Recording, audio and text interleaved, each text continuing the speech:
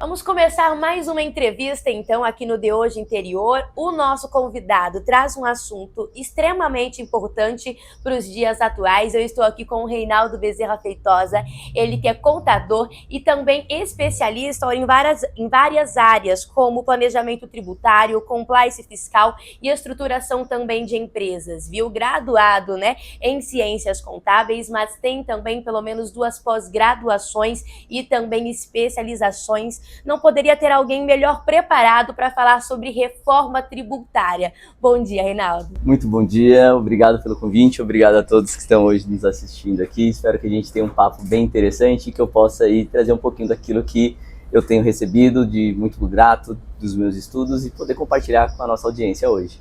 Excelente, vamos lá. Então, a nossa primeira pergunta, algo que a gente recebe muito nas redes sociais também, como nós havíamos já comentado, preocupa não só pequenos empresários, como grandes também, É uma dúvida aí geral, que é sobre o sistema tributário brasileiro. É realmente esse bicho de 7 cabeças? E o porquê, que essas pessoas têm tanto medo do nosso sistema tributário? O sistema tributário brasileiro, quando ele foi constituído lá em 88, ele foi feito pensando naquele momento atual. E o Brasil tem 27 estados. E o Brasil tem hoje mais de 5.000 municípios. Dentro dessa complexidade, foi-se compartilhada e de forma dividida toda a parte da tributação. Então a gente não tem hoje, e a maior dificuldade é uma legislação unificada. Então quando a gente fala do Brasil, é praticamente como se fosse um manicômio tributário. É muito difícil você hoje buscar uma legislação dentro de uma plataforma e você tem uma resposta clara. A maioria da nossa legislação, ela tem um pensamento dúbio e ela deixa isso transparecer. Fora você ter uma complexidade da legislação, você também existe uma alta carga tributária. Hoje, conforme a OCDE, o Brasil está entre um dos maiores contribuintes, de carga tributária da América Latina. Então, assim, quando a gente compara com os nossos vizinhos aqui na América Latina, o Brasil é um dos mais caros que tem. A gente paga aproximadamente 30% do nosso PIB para pagamento de imposto. Você já deve ter ouvido que praticamente a gente trabalha até abril para pagar imposto. Então a gente trabalha quase um quarto, um terço, na verdade, do ano para pagar imposto. Qual é o seu trabalho? Pagar imposto até praticamente o mês de abril. Depois você vai começar ali pagar suas despesas, pagar praticamente seus colaboradores para dar lucro. Então assim, o Brasil ele vive de um manicômio tributário devido a uma complexidade legislativa, onde a nossa legislação e a nossa carga tributária ela é muito alta. Isso gera muita discussão sobre o quanto eu devo pagar, se eu estou pagando certo e errado. Diante desse cenário, existe um indicador do Instituto Brasileiro de Planejamento Tributário que ele diz que 95% das empresas pagam o imposto errado, a maior. Então o que acontece? O empresário brasileiro ele já passa por muita dificuldade. E diante de toda essa dificuldade, ele ainda tem uma legislação que não é clara para ele. Então, quando você me pergunta, Reinaldo, como que é o sistema tributário brasileiro? Eu te digo, ele é caótico. Certo. Bom, e agora a gente já começa a falar sobre um assunto que a partir do ano que vem as pessoas, já vão começar a entrar... Eu acho que esse ano as pessoas já começaram a entrar em um pânico, que é a reforma tributária, Então, falar um pouquinho sobre isso, começa mesmo a partir de 2026 e tem todo um tempo aí de transição, deve mesmo acabar em 2033? Olha, eu acredito que sim, porque ele foi balanceado e assim, o Brasil ele não está fazendo algo 100% dele. Já existe, dentro dos países mesmo que eu estava citando da OCDE, outros países aqui da América Latina, Paraguai, Argentina, Uruguai, que já utilizam um mecanismo parecido.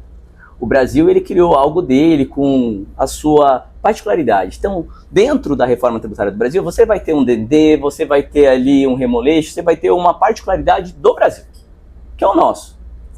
Dentro dessa particularidade, a gente teve que estudar todo o ecossistema para a gente entender que, assim, igual eu estava te falando, são 27 estados, você tem mais de 5.000 municípios, você tem que adequar toda a nossa legislação para atender essa necessidade. Então, o período de transição, ele é muito importante. E eu acredito que vai dar certo sim. Porque isso não é um estudo que vem de agora, ele já existe há algum tempo. Os órgãos reguladores, eles já estavam fazendo alguns testes. Tanto que agora, no mês de julho, foi lançado um programa Confia, onde 50 empresas foram ali selecionadas para que elas já fizessem todo o teste da reforma tributária dentro da plataforma do governo, que chama uma nuvem soberana, aonde ele vai fazer toda a gestão dos impostos, dos documentos fiscais, da separação dos impostos, para que o contribuinte e a pessoa física ela possa ali, de repente, ter a eficiência operacional que precisa nesse processo tão complexo. Então, 2026 é o período mais importante, que é o período de planejamento, de testes, de você olhar para o seu RP, ver se o seu RP ele já está preocupado, já está atendendo as normas iniciais. 2027 a gente começa já com IBS, onde os impostos federais eles deixam de existir e passa a existir somente o IBS como impostos federais, que é o PIS, COFINS e o IPI. Quando chega em 2029, ali a gente vai ter uma mudança, onde você vai ter o rateio do modelo antigo com o modelo novo do que tange a ICMS e ISS. Aí aqui começa um grande desafio para todos os empresários, né? Para todos os contadores, advogados, porque nesse momento, imagina, nós temos dois cenários. Você já tem a complexidade que existe hoje e um novo modelo adaptativo. Então, 2029 a gente começa fazendo essa segregação. Quando chegar em 2030, esse período foi para isso, para a gente se adaptar. Então, o governo ele vai balancear praticamente qual será a carga tributária, qual vai ser as mudanças no sistema, né, que a gente vai estar com um sistema híbrido, para conseguir trazer a eficiência necessária. Porque quando a gente fala de reforma tributária, e a primeira pergunta que você fez foi totalmente pertinente, da complexidade, ele busca simplicidade, ele busca neutralidade. Você ter uma regra e eu ter a mesma. Não adianta a empresa ser muito grande, ter uma regra, um benefício fiscal, e a minha empresa, por ser uma empresa de menor porte, não ter esse mesmo benefício fiscal. Então, essa neutralidade, onde todo mundo joga o mesmo jogo, e também vai ter transparência, a informação vai ser clara. O governo ele vai dizer, olha, quanto que é a carga tributária deste copo? Você vai saber, eu vou saber, o governo vai auditar para a gente jogar o mesmo jogo. Não dá para você, como você deve ter ouvido, que tinha a questão do bombom, que uns consideravam um bombom com uma tributação e outros consideravam com outro, falando, olha, existe aqui. Por quê? Porque a legislação ela era dúbia, ela deixava duplo entendimento. Um considerava tributado, outro considerava ST. Cada um analisava a tributação do produto ao seu bel prazer. Como que a gente vai ter equidade se a própria legislação ela traz uma dualidade e cada contribuinte escolhe do seu jeito? Agora imagina o contribuinte de pequeno porte que ele não tem todo esse suporte jurídico, o que acontece com ele? E o período de transição ele é importante porque todo tipo de créditos que você tem, igual eu estava comentando, que você possa ter pago a maior, você tem que estar com isso registrado no balanço e você tem um período de transição para poder usar ele no seu fluxo de caixa. Então, o período de transição ele é o balanceamento para que você conseguir a sua eficiência operacional e gestão. Porque quando a gente fala de reforma tributária, nós não estamos falando de tributo. Nós estamos falando de eficiência operacional. O quanto você vai entender qual será o impacto que dará na sua operação. Se vai mudar de logística, se vai mudar até mesmo algo operacional, se você tem que fazer algum movimento para poder conhecer quais são os créditos que você tem direito, para que você tome a melhor decisão possível para que sua empresa dê o resultado que a qual você espera. Porque quando a gente fala de tributos, muito empresário ele reclama que o imposto é muito caro. Mas o imposto é uma consequência do seu planejamento estratégico. Porque ele é a ponta final. Então você faz todo o planejamento durante a sua jornada, junto com o seu time tributário, e ao final deste período, você tem o imposto. Se o imposto deu alto, pode ser porque o seu planejamento já foi feito para ele dar alto. Se ele der baixo, foi o seu planejamento que disse. Então o planejamento ele passa a ser o pivô e a parte mais importante de toda a reforma tributária. E nós comentávamos exatamente sobre isso, né? Sobre as pessoas agora terem que mudar o comportamento diante dessa nova situação. Queria que você colocasse, então, os pontos, no seu ponto de vista, né, positivo e negativo dessa reforma. O que deve trazer, então, para esses empresários? Olha, como eu sou mais otimista, meu copo é um pouco mais cheio, eu acho que a reforma ela é muito positiva no sentido de mudar o mindset do empresário. Quando a gente fala do empresário brasileiro, normalmente ele tem a cultura de esperar para pagar para ver ou de apagar incêndio. A reforma ela traz uma visão de você provocar o fisco para que você gere as soluções que você precisa para continuar sobrevivendo nesse mercado hostil que é de ser empresário, de qualquer negócio que você tem. Não tem nada que é fácil aqui. Mas eu acho que isso é positivo porque quando a gente olha para o brasileiro, a gente vê que é um povo resiliente. Para quem já passou pela hiperinflação, para quem passou por plano cruzado, plano novo, por toda esse sistema econômico caótico, nós tivemos que passar por uma mudança de digitalização digital. Depois, nós tivemos que passar por uma pandemia, onde muitas empresas tiveram que fechar, e dentro de fechar o seu negócio, ele teve que se organizar. E na pandemia houve uma evolução digital muito grande, porque as empresas tiveram que fechar o seu estabelecimento e vender de forma online. Existia uma certa resistência, mas o empresário ele teve que se adaptar. Ele ligou para o seu parceiro de software, ligou ali para a sua empresa de cloud, para fazer com que a tecnologia desse certo. Superada a pandemia, nós estamos agora onde? Na reforma tributária, que não é uma reforma de tributo, é uma reforma de mentalidade. Então ele tem que hoje não esperar o que vai acontecer, ele tem que provocar, né? E a reação ela vai vir de forma espontânea. Então a reforma tributária, ela muda hoje o mindset do empresário. Não dá para ele esperar o que vai acontecer em 2033, ele tem que fazer acontecer agora. E nós comentávamos exatamente sobre isso. A pandemia, né, foi algo irreversível. Quando nós falamos de tecnologia, saiu há pouco uns dados que aqui em São José do Rio Preto, pelo menos 50% das unidades bancárias físicas foram fechadas em dentro de 10 anos, porque o pessoal está migrando, né? Então esse também é um ponto que deve ser analisado. São os impactos que traz, porque a reforma tributária ela traz isso. A partir do momento que mudou a regra do jogo e a gente vai ter toda uma nova legislação dizendo que o comportamento do empresário ele muda para uma eficiência operacional, ele tem que entender, é melhor eu ficar ali no online, é melhor eu ficar no físico. Qual é mais vantajoso para a minha operação? Então a reforma ela traz esse mindset de você pensar o seu negócio. Muita gente estava acostumado de ficar no status quo. Não, eu estou bem aqui. E é dessa forma que a gente viu, no momento da inflação, algumas empresas fecharem. Ela ficou esperando para ver o que iria acontecer. O que aconteceu? Mudou o cenário, a gente sai de um momento de hiperinflação, onde a inflação, você comprava a mercadoria hoje, ela já estava mais cara no dia seguinte. A partir do momento que se estabilizou a moeda, não tinha mais esse jogo. O jogo mudou.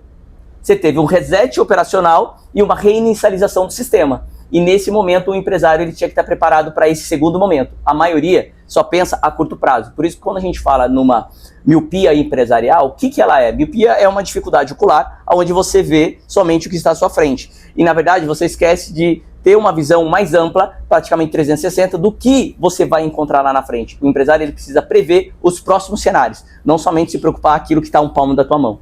Certo. Agora sobre os tributos de consumo, né? Eles foram unificados, como que deve funcionar a partir de agora, Reinaldo? Os produtos de consumo é uma parte bem interessante, porque o que acontece? Como nós tínhamos uma legislação complexa, a unificação do conceito, ele traz transparência e isonomia, e isso fortalece até para que importadores e investidores internacionais, eles investam no Brasil. Porque como nós tínhamos uma guerra fiscal, uma insegurança jurídica, fica difícil de alguém que quer investir no Brasil, ele entender como que eu vou fazer isso se a regra não é clara do jogo. Ninguém consegue entrar para disputar um jogo novo sem entender as regras. Então, a unificação da lei do consumo, ela traz uma regra hoje clara para o IBS e para o CBS. Hoje, a prefeitura tem uma regra, o Estado tem outra regra e o Estado tem outra regra. Então, quando você vai fazer a apuração do imposto, você tem que olhar para essas três legislações de forma separada e compreender o impacto. Agora não. As três regras elas se unificam e a gente vai ter um critério único, tanto para a apuração do IBS e para o CBS.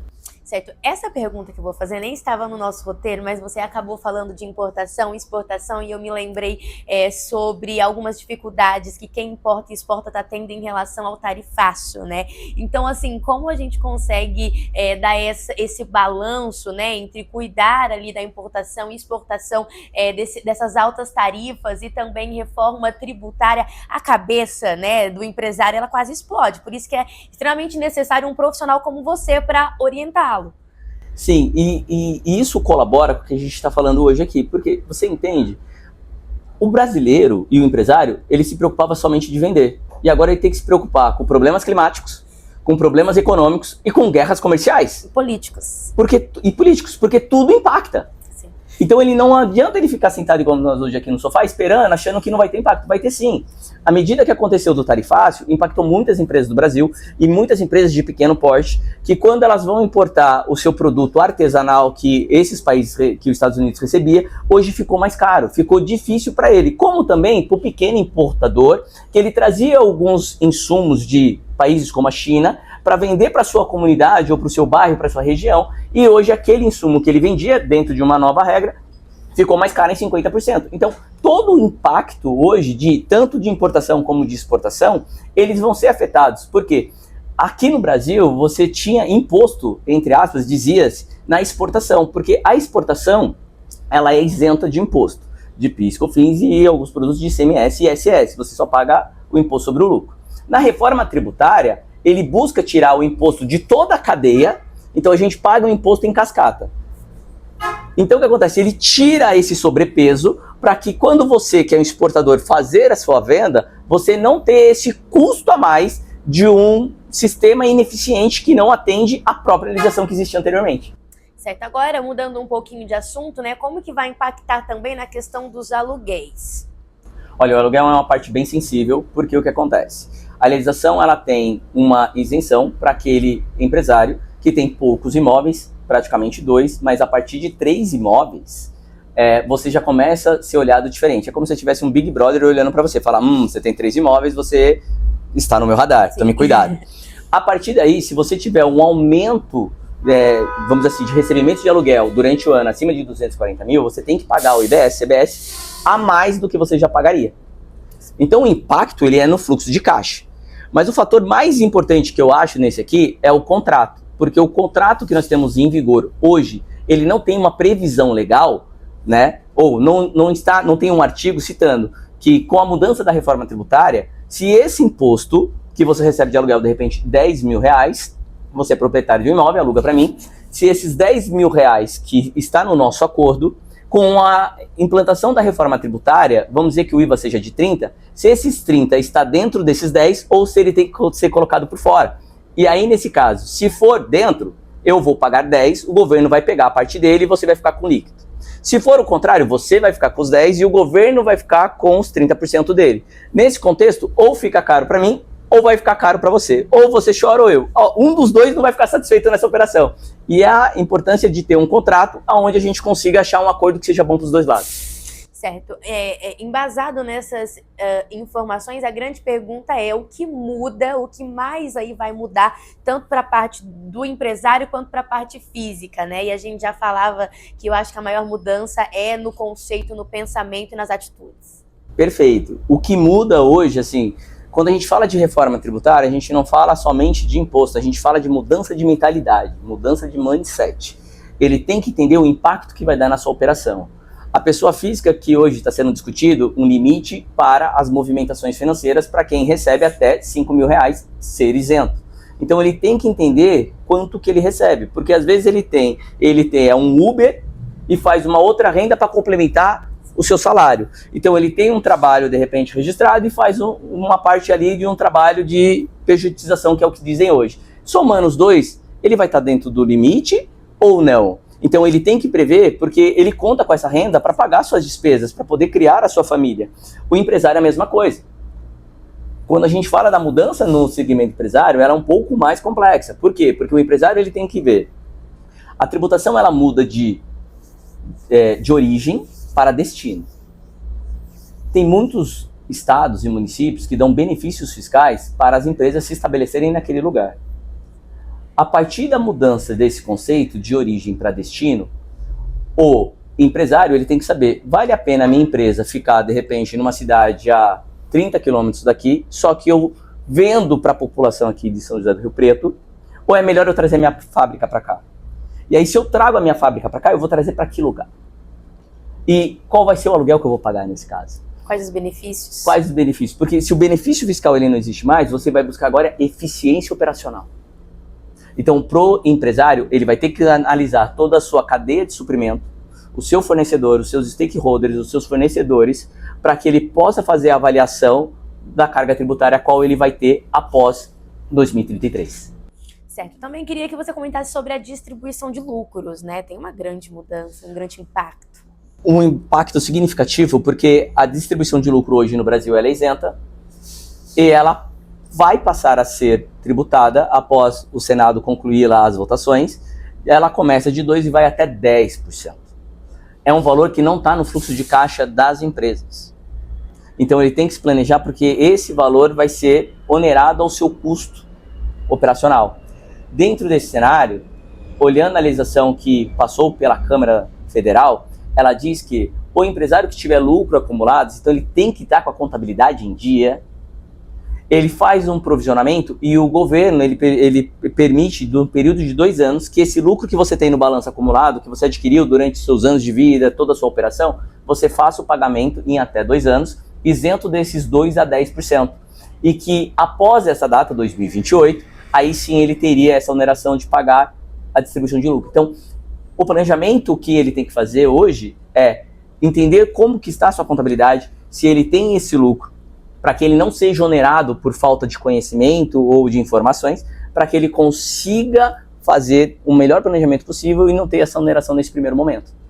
O resumo, então, é a extrema importância da preparação e do estudo. Afinal de contas, quem não se prepara, a pandemia nos mostrou isso, acaba entrando ali numa falência, né? Verdade, porque a reforma tributária, ela fala sobre o planejamento e ela tem um fator que ela impacta muito, que é a questão do fluxo de caixa. Porque quando a gente olha o cenário hoje, normalmente todas as empresas, elas fecham o mês, mandam a documentação para o escritório de contabilidade, ele faz a apuração dos impostos e lá para o dia 20, 25 ele paga a sua guia. Então esse recurso sempre esteve na mão do empresário. Com a implantação de todo o mecanismo tributário da reforma tributária, o que vai acontecer? O fisco ele vai ficar com 30%, se for o valor do IVA, e o valor do produto ou do serviço vai para a mão do contribuinte. Então, esse ciclo que nós tínhamos de esse dinheiro ficar na tua mão praticamente até, vamos dizer assim, durante 50 dias, ele vai encurtar praticamente a tempo zero. E o empresário ele tem que fazer o planejamento, porque se esse dinheiro não vai estar na minha mão, eu já tenho que ter caixa suficiente para fazer a liquidação, porque eu não vou ter esse dinheiro na minha mão. Todo empresário usava esse dinheiro durante o mês para continuar suas operações, para posteriormente pagar o imposto. O governo acredita que com a implantação desse novo sistema, que se chama Split Payment, que é separação, 80% da sonegação ela vai acabar. Olha só, que é um ponto muito forte aqui no nosso país. Reinaldo, você deseja acrescentar mais alguma coisa? Tem algum assunto que você ainda deseja abordar? Olha, eu acho que a gente aportou de um cenário praticamente total, mas o recado que eu poderia dar para o empresário é: quando a gente fala de miopia operacional, a gente não está falando de um problema sobre os olhos, a gente está falando sobre um problema na operação da tua empresa. Então, o pior problema que um empresário ele pode fazer nesse cenário atual é ele não tomar nenhuma decisão. Um ato extremamente preocupante, né? E perigoso. Muito. Reinaldo, muito obrigada, então, pela sua participação, por mais essa entrevista aqui no De Hoje Interior. Como eu já havia comentado no início, é um assunto super pertinente e importante que o pessoal busca cada vez mais por informações. Muito obrigada mais uma vez. Muito obrigado a todos, obrigado à audiência. Foi um prazer estar aqui com você. Agradecer a todos os envolvidos aqui para que eles estivessem aqui hoje presente, contribuindo um pouquinho aqui, distribuindo um pouquinho do conhecimento. Muito obrigada a você, então, pela audiência e eu te espero na próxima entrevista.